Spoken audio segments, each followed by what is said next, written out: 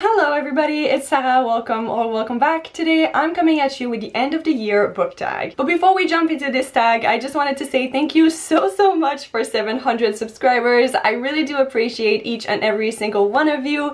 Thank you so much for listening to me talking about books and just squealing about my favorite characters and about my favorite authors. It really means the world. So yeah, thank you very much. Also, if you follow me on Twitter, keep your eyes open. I might do a giveaway in the near future. I still don't know yet, but yeah, I just wanted to say thank you so very much. So I do realize that maybe it seems a little bit too early to talk about the end of the year and to do this tag, but whenever I would do this tag in the past, I would always do it too late. So I really wanted to avoid that this year because there's a question about fall in this tag, and if I were to do that either like in November or in December, it wouldn't make any sense because I live in Canada and fall in Canada is like September, October, and that's it. Maybe it lasts a little bit in November if we're lucky, but honestly, normally by the end of October we're not in fall anymore. So I thought that this would actually be the perfect time to film this video.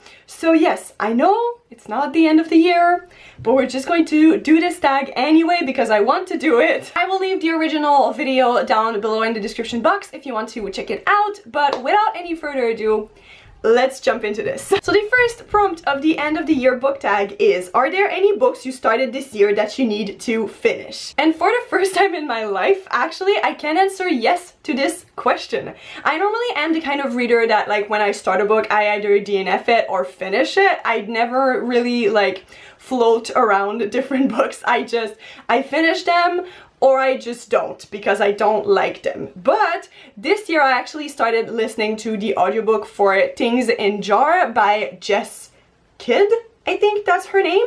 And basically I started listening to this audiobook I think like in August or sometime around that period. I don't remember if it was August or September, but whatever. I started listening to this audiobook and I have not finished it, and that is not because I'm not enjoying the book, it's because I'm not really enjoying the audiobook, so I want to read it physically instead. And basically the thing about this book is that the narrator does this voice for one of the characters and it is so getting on my nerves. Like, she is so annoying. It's like nails on a chalkboard level of annoying. So I don't want to listen to the audiobook. I think I'm going to read it physically. Also, the writing in this one is very beautiful and very atmospheric, so I just think that I would really enjoy it more if I were to read it physically.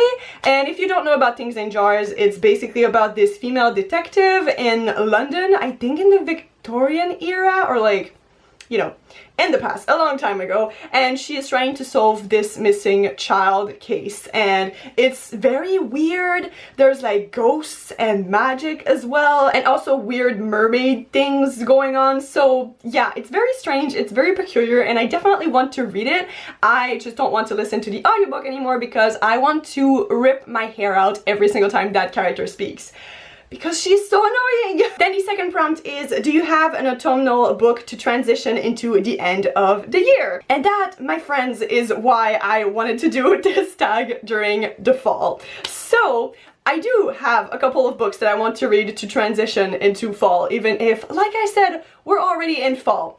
It's fine. Everything is fine. So the one book that actually comes to mind immediately is Witches of Ash and Ruin by E. Latimer. This is our book pick for the month of October over at the Tea Leaves Book Club, and also a book that I've definitely been meaning to read during this time of the year because it's about witches and about murder, and that is just a combo that I love for fall. Obviously, what is more fall or autumnal than witches and murder and magic? Oh my god, I'm so excited about this one. Basically, it's about our main character, I don't remember her name, Dinah, who lives in a very conservative town in Ireland, but she's actually a witch in training and she wants to become a full witch. But then a couple of murders start to happen. Then another coven actually arrives in town, and I think they're like rival covens, and she meets the daughter of their leader, and they slowly realize that they're actually in the center of that whole mystery. So yeah, it sounds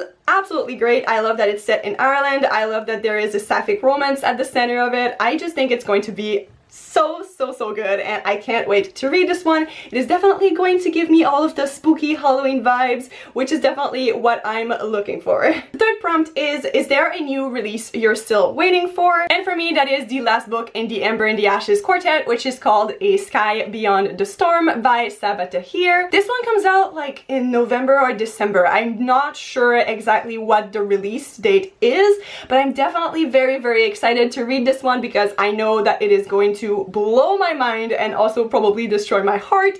The thing is though, I'm probably gonna have to reread the first 3 books before I jump into this one. I was thinking about maybe reading some reviews or some very detailed synopsis, but I'm actually not sure if I want to just do that anymore or if I just want to reread the entire thing, because it's also a very good series and I definitely feel like I would really enjoy rereading it. And basically, if you don't know about An Ember and the Ashes because you've been living under a rock or something, it is a YA fantasy that is kind of inspired by the Roman Empire and in which we follow 2 main casts of characters. We have the scholars and the soldiers have been oppressing the scholars for a very long time, but there is actually a rebellion that is slowly organizing. And we basically follow these 3 characters, Laia, who is a scholar, as well as Elias and Helene, who are a part of the soldier cast. And Laia, at the beginning of the first book, witnesses her entire family being murdered because the soldiers think that her brother is actually making weapons for the rebellion, so they imprison him, and Laia decides that she wants to set him free. And obviously she crosses paths with our 2 other main characters, and there is a lot of love triangles, a lot of angst, a lot of violence. It is very dark and very intense as a series, which I really like about it. And yeah, I'm sure that the final book is going to be absolutely heartbreaking because Sabaa Tahir doesn't hold back her punches. I'm sure there is going to be a lot of death and a lot of tears being shed by me. So yeah, I'm really excited to read the last book, and like I said, I think I might reread the series before doing so, just so that everything is fresh in my mind. But yeah, I'm definitely really anticipating this one. And the next prompt is, what are 3 books that you want to read before the end of the year? And I feel like everybody will relate to the fact that this is not an easy question to answer, but if I go from like the top of my brain, one of them is Gods of Jade and Shadow by Silvia Moreno Garcia. I really want to read this one. It's like a fantasy about a girl who like falls in love or makes a deal with a god, and it's inspired by Mexican culture, which is absolutely amazing. I want to read that. I also really want to read Ink and Bone by Rachel Kane, which is the first book in the Great Libraries series, and it's about those like magical libraries, which I need in my life. It sounds amazing and mysterious and great, and I really want to read that one too. And then the last book that I can think of is Truthwitch by Susan Dennard, which is a series that I said that I would read. It was on my list of like top 5 series to read in 2020, and I still haven't read that series, and honestly I'm not sure if I still want to read it. But yeah, I don't know if I want to read this one, but I'm going to say it because it was one of my goals, and I'm a really goals-oriented person. We'll get back to that in a second. Then the next prompt is there a book you think could still shock you and become your favorite book of the year? And I'm gonna be absolutely honest with you, I don't think so, because I've had kind of a shitty reading year, to be honest.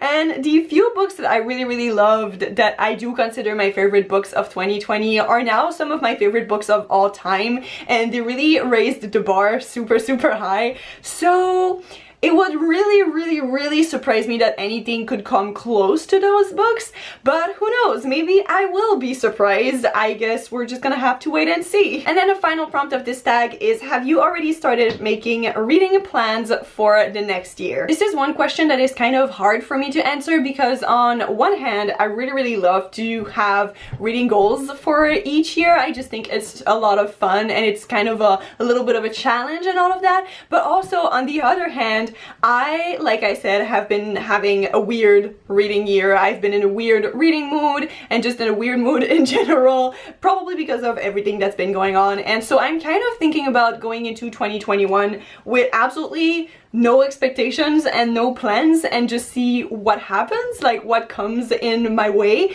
because I really don't want to have any obligations towards myself and towards my reading.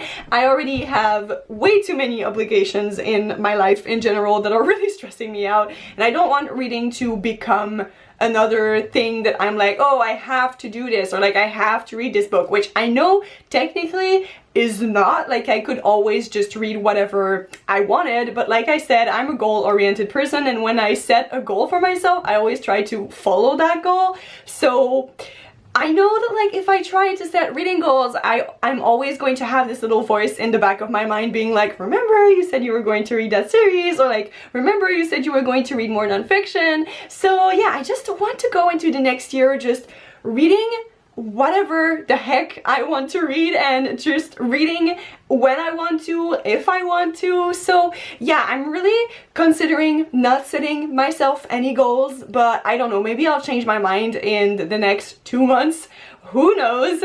But yeah, I had a couple of goals in mind. Like, I was thinking about, you know, setting myself a list of like fantasy series I want to read, some standalones that I've been thinking about reading for a long time, and those kind of things. I always do those kind of stuff. Maybe reading more classics again, like, I don't know, those are just some ideas that I've had, but really I'm considering more and more just going into 2021 and just reading whatever I want to read without really thinking too much about like goals and stuff like that. So yeah, that's where I'm at. But anyway, that brings us to the end of this tag. I'm going to tag whoever is watching who wants to do this tag. So if you want to do it, you can definitely say that I tagged you. So once again, thank you so much for 700 subscribers, and definitely do consider joining us if it is not done already, if you enjoyed this video, and I will see you in my next one. Bye!